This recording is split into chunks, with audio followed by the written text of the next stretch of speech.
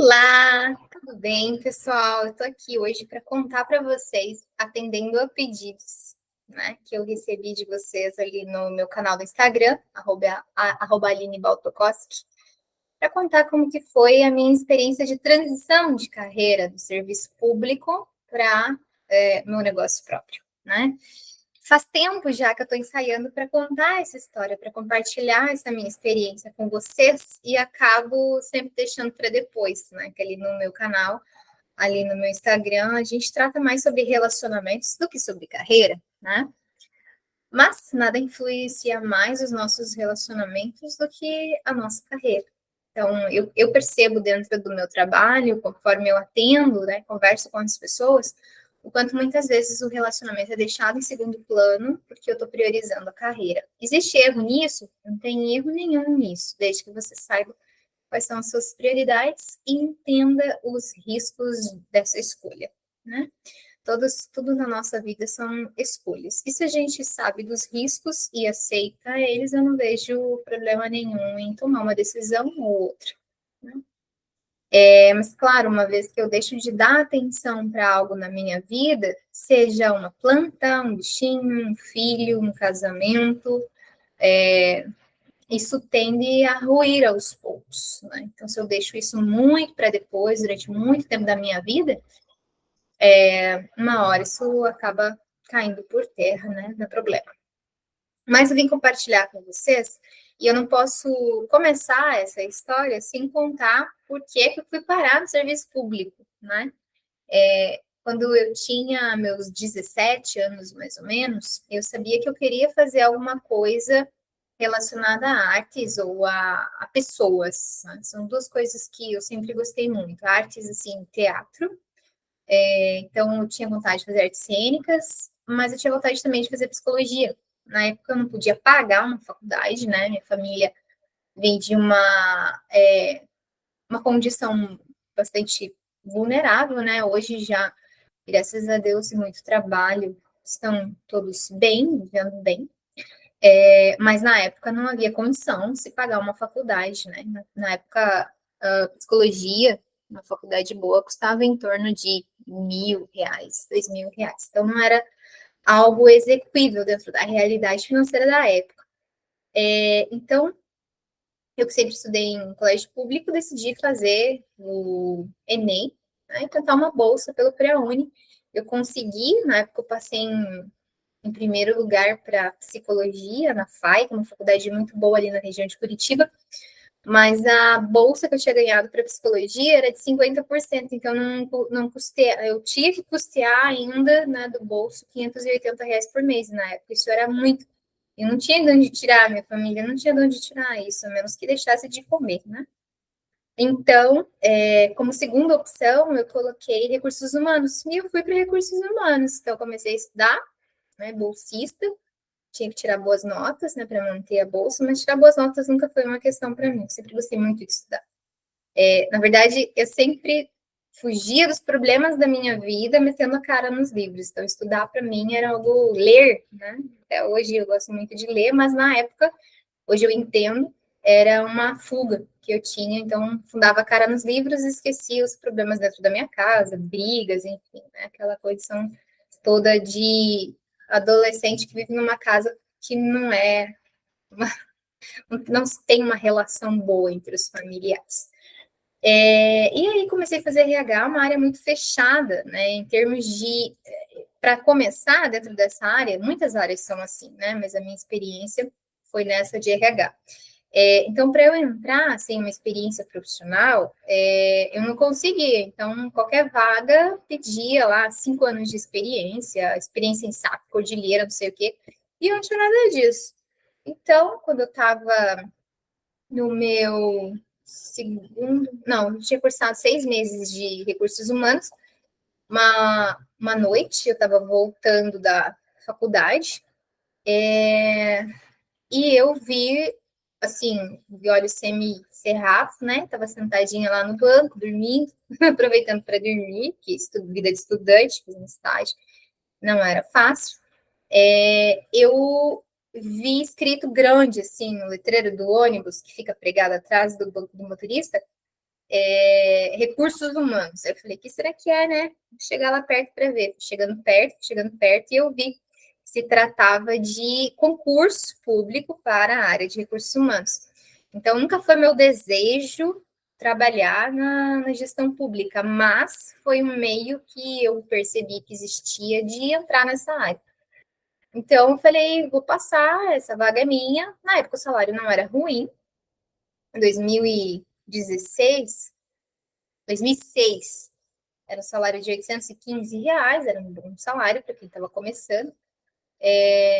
Não era o piso de shopping, mas era um salário bom. E eu falei, não, vou estudar. E aí, o que eu fiz? Então, todo dia eu acordava bem cedinho, ia para a biblioteca pública ali de Curitiba e estudar. Tirei uma excelente nota e comecei a trabalhar depois que fui chamada em novembro de 2008. E assim foi. A minha experiência não foi positiva, desde o início não foi positiva.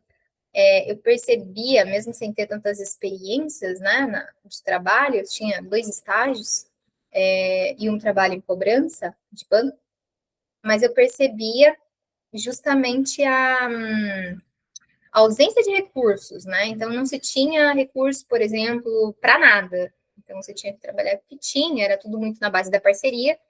E eu tive uma gestora em especial que ela conversava muito comigo sobre como o meu perfil não era para aquele lugar. Só que, ao contrário, talvez do que ela gostaria, a fala dela ressoou em mim como um desafio pessoal. E eu pensei comigo, pensei, nossa, Aline, se você der frutos nesse lugar que é tão inóspito, que é tão infértil, você consegue fazer em qualquer lugar. Então, era como provar para mim mesma que eu conseguia dar resultados num ambiente que não era propício para dar resultados. Eu fiquei mais com um desafio pessoal. E nesse meio tempo, a minha família, nossa, me idolatrava, porque, nossa, a Aline passou em concurso público, a Aline está com a vida ganha agora, a Aline é a pessoa mais rica da família. E aquilo, né, inflando o meu ego de uma forma que não era boa. Por quê? Porque eu não sentia realmente que aquele ambiente era para mim. Eu sentia que eu podia muito mais, né? Mas como eu já tinha me autodesafiado, então eu acabei ficando ali. Até que eu recebi, alguns anos depois, a chance de crescer ali dentro. Então, dentro do meu setor de recursos humanos, né? Eu fui convidada para assumir posição de liderança e eu não me sentia pronta. Então, eu fui buscar especialização, né? Foi nessa época que eu fui fazer um MBA em coaching e me desenvolver, né? Buscar me desenvolver sempre a todo momento. 7 anos depois, eu tive um convite, né, para eu migrar para Foz do Iguaçu, para trabalhar na usina, com projetos sociais, coordenando projetos sociais, e eu fui para lá. Foi bom, porque dentro da prefeitura, né, dentro desse ambiente da prefeitura, eu já tinha subido até onde dava, vamos dizer assim, dentro da carreira, né? E a única forma de crescer mais seria se eu me envolvesse politicamente. E eu não tenho muito estômago para política, né? Então, admiro quem tem, acho que realmente pode sim se fazer a diferença nesse meio, mas eu não tenho estômago. Então, o pouco que eu me expus, eu já sentia nojo daquele ambiente. Então, para mim, talvez seja uma questão de desenvolvimento mesmo, mas hoje eu ainda não consigo me ver nesse tipo de meio, né? Lidando com isso. Então, aí o que aconteceu? Eu já estava meio saturada, né, da prefeitura, então eu já não via mais perspectiva de aprendizado, eu já dominava tudo que eu podia. E ir para Itaipu, na época, foi uma chance de aprender coisas novas, desafios novos. A proposta salarial era uma proposta muito boa. E eu falei, ok, então vou para lá, né? Excelente proposta e vamos para lá. Na época, como eu estava já meio sacuda da prefeitura, eu tinha começado a empreender. Então, eu abri o meu MEI, eu comecei a aprender processo de venda de coaching, de mentoria. Na época não chamava mentoria, né? Chamava coaching mesmo. E eu vendi dois processos de coaching, 3, na verdade, para uma empresa e 2 para pessoa física. E eu tive que ir devagarzinho, terminando, né, os processos que eu tinha já me comprometido, o que era com a empresa, como era físico, né? E era um contrato de risco, então eu conversei com a empresa e falei, olha, eu não vou ficar mais aqui na cidade, então eu vou passar você para uma colega minha que é de confiança. E eu fui terminando esses processos que eu tinha trazido para a minha vida, né? Com muita tristeza, porque foi, para mim, uma experiência muito legal, né, de empreender na época, mas não foi tão maduro como está sendo agora. Estou tentando resumir a história para vocês entenderem um pouco de contexto, mas também, né, ter essa visão de como foi o processo. E aí, quando eu fui para Itaipu, assumindo a coordenação de alguns projetos sociais ali dentro, não havia tempo para eu me dedicar para vender, para entregar e ainda trabalhar na Itaipu e cuidar da minha casa, da minha família, enfim. Aí eu optei por focar em uma coisa para fazer essa coisa muito bem. E deixei meu sonho, né, de empreender de lado. Ficou de lado naquela época.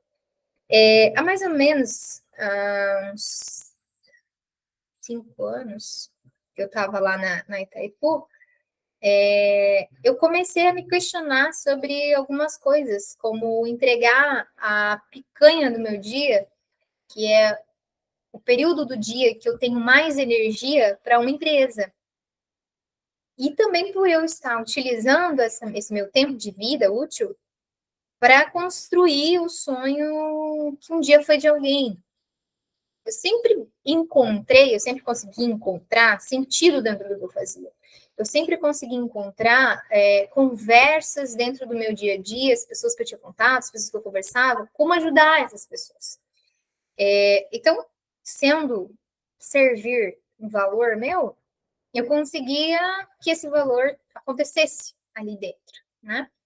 Mas eu comecei a me questionar de uma maneira muito profunda o quanto me machucava, e aí pode parecer bobeira para alguém, mas aquilo me feria de uma maneira muito profunda, o quanto me machucava eu precisar responder sobre os meus horários biológicos para uma máquina chamada relógio ponto. Eu sempre tive birra de relógio ponto. O meu perfil, sempre comunicativo, criativo, uma pessoa extremamente dedicada aos projetos que eu me propunha fazer, estar vinculada a uma máquina que diz que eu tenho que chegar, por exemplo, às 7 horas em ponto, e eu tenho que sair ao meio-dia em ponto, e eu tenho que voltar às 2 em ponto, e eu tenho que sair às 18 em ponto. Então, aquilo para mim nunca fez sentido. Nunca fez sentido. E, por exemplo, não, terminei todas as minhas atividades. Eu precisava ainda me manter ali naquele ambiente por mais 2 horas, mesmo que eu não tivesse o que fazer. Por quê? Porque, contratualmente, eu estava vendendo meu horário, meu tempo de vida. E isso começou a me chatear muito. Assim. Claro, aqui não dá nem para a gente entrar nos permeios de cultura, né? O quanto a cultura do lugar onde a gente está trabalhando choca com as nossas, o que é valor para a gente, né? Então, por exemplo, eu, enquanto uma pessoa mergulhada num processo por praticamente 7 anos e pouquinho, já entendia muito daquilo que eu estava falando, né? E às vezes, por uma razão desconhecida, decisões ruins são tomadas e eu ficava chateada e eu sentia que não conseguia fazer muita coisa.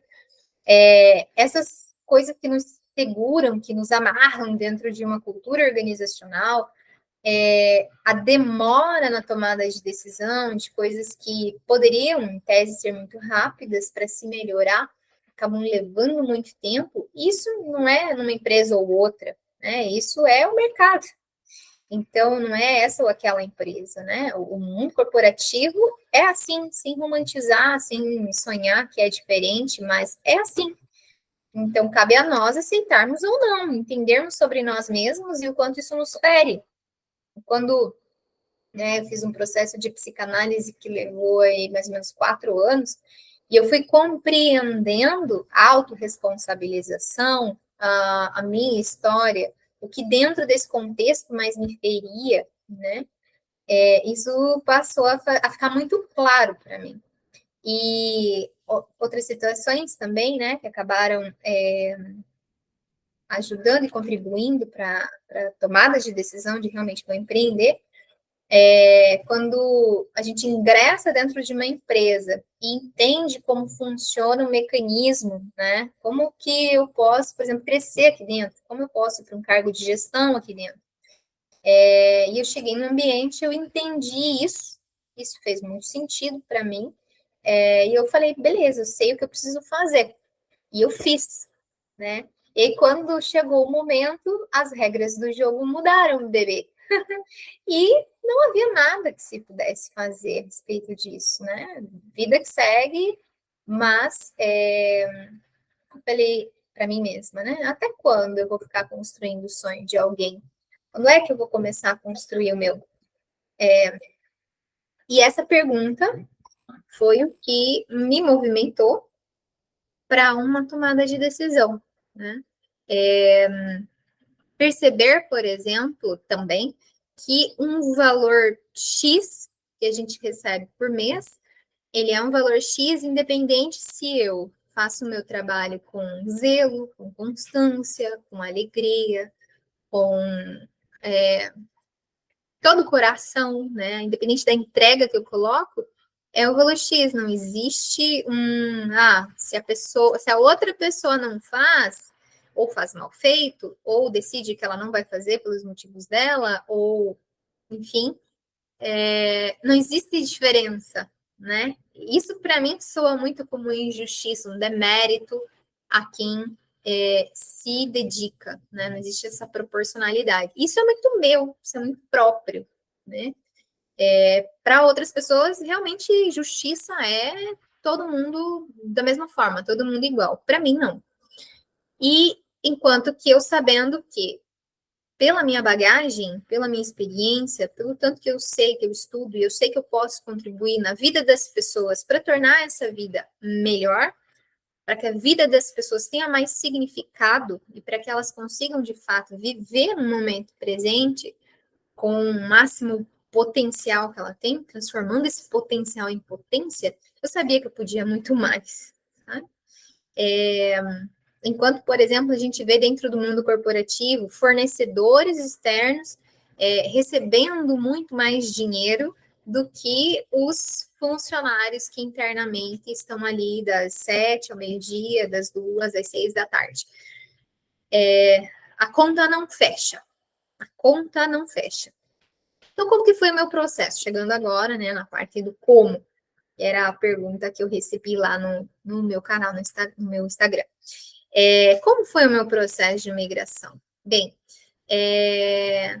quando eu comecei a perceber tudo isso, então já me veio um estalo. Eu preciso mudar, eu preciso me organizar, eu preciso me movimentar na direção do que eu quero e não ficar aqui chorando sobre o que eu não quero mais.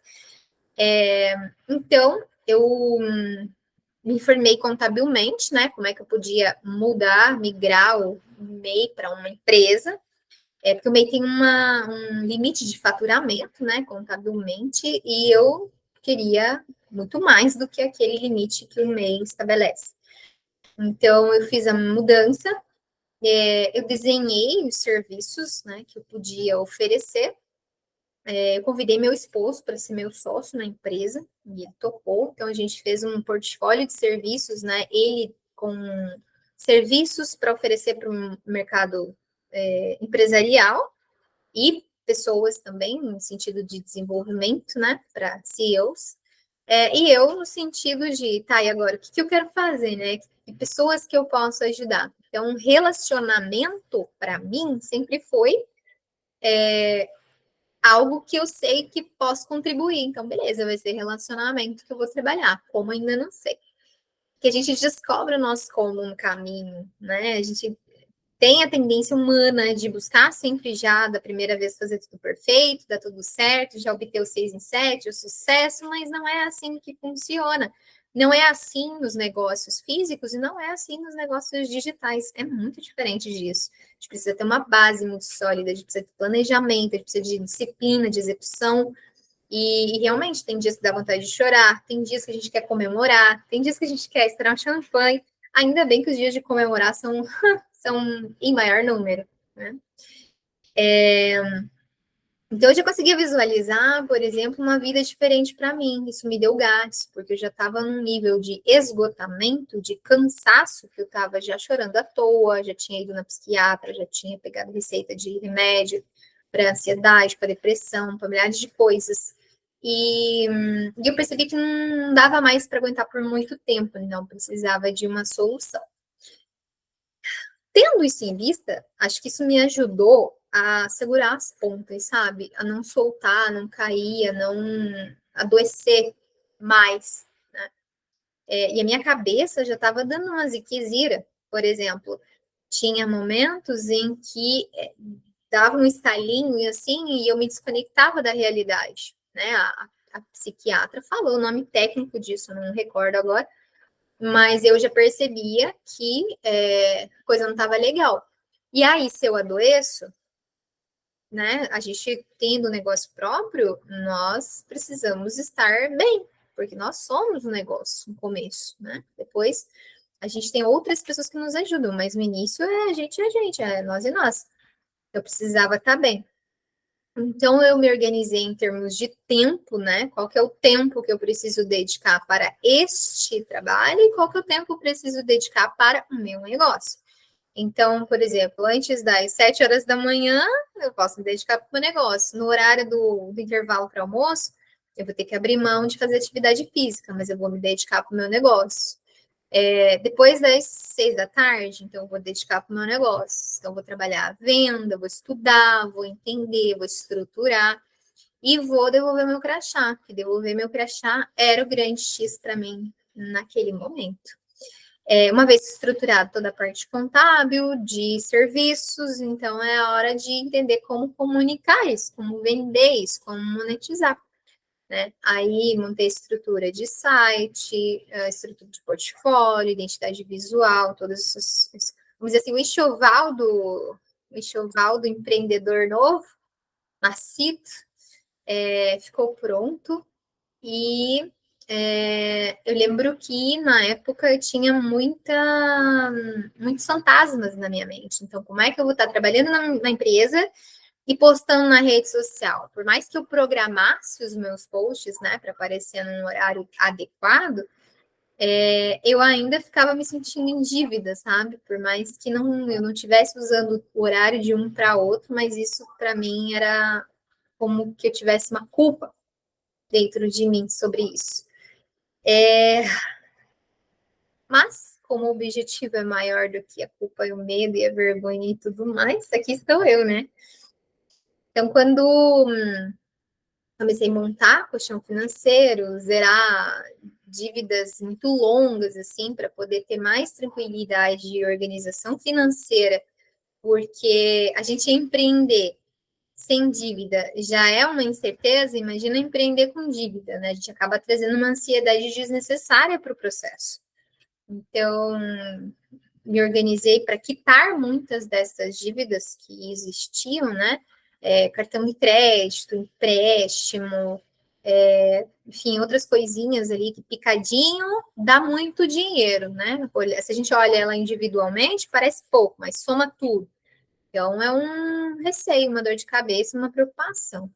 Então, quando, né, eu percebi que já as coisas estavam caminhando, aí eu comecei a trabalhar o emocional da minha filha. Então, olha, filha, mamãe pode ser, né, que aconteça, da gente em breve mudar de cidade, e aí você vai trocar de escola, então como vai ser esse processo? Ela começou a despedir dos amiguinhos, começou a se preparar para isso, porque quando a gente envolve criança na mudança, eu mudei com 7 anos de idade, mudei de cidade, mudei de escola, e eu lembro que esse processo, quando é bem trabalhado, fica mais fácil. Quando não é bem trabalhado, pode ser mais traumático, né? A gente viver isso de forma abrupta.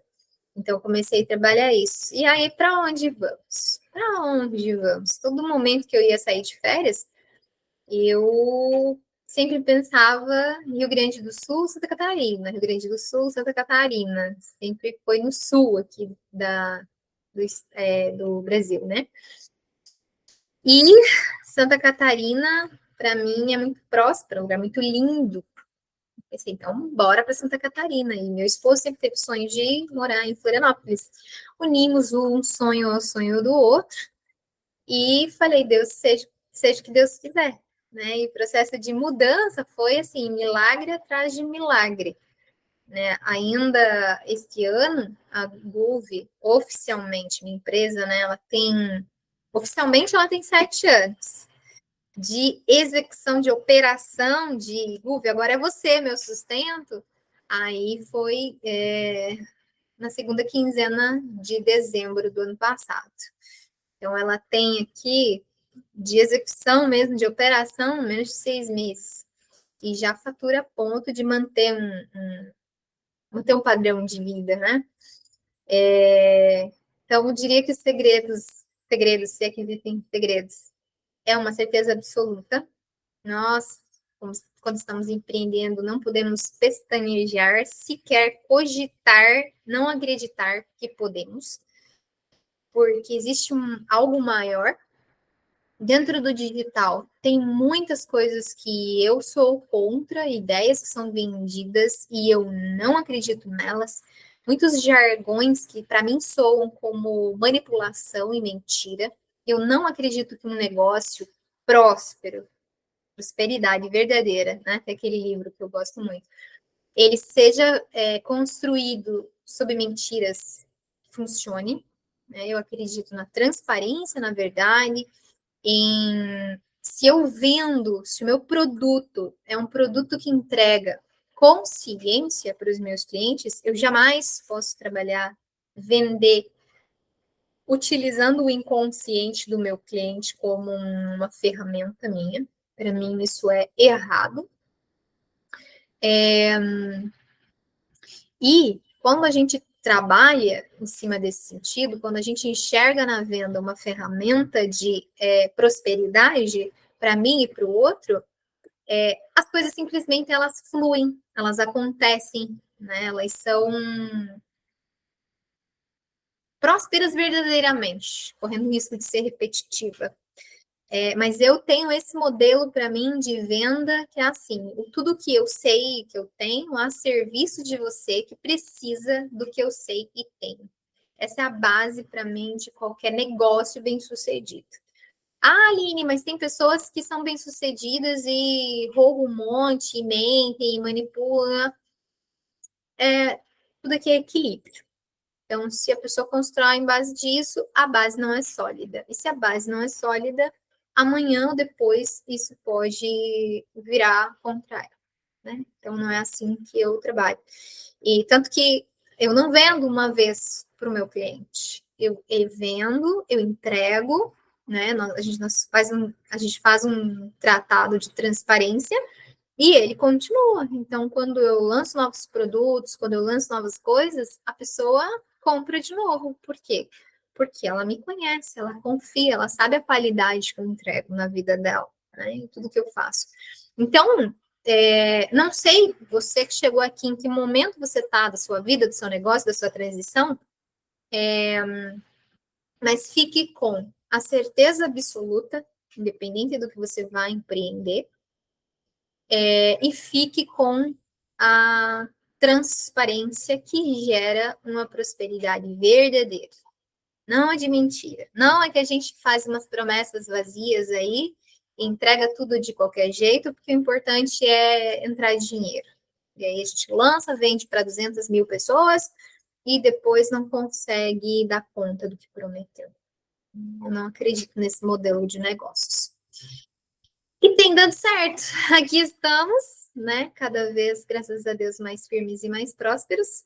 Então, eu resolvi compartilhar para vocês como foi a minha experiência de transição. Se você tiver alguma pergunta ou quiser saber mais algum detalhe, comenta aqui embaixo no vídeo que eu vou olhar com carinho e, assim que possível, eu respondo, tá bom?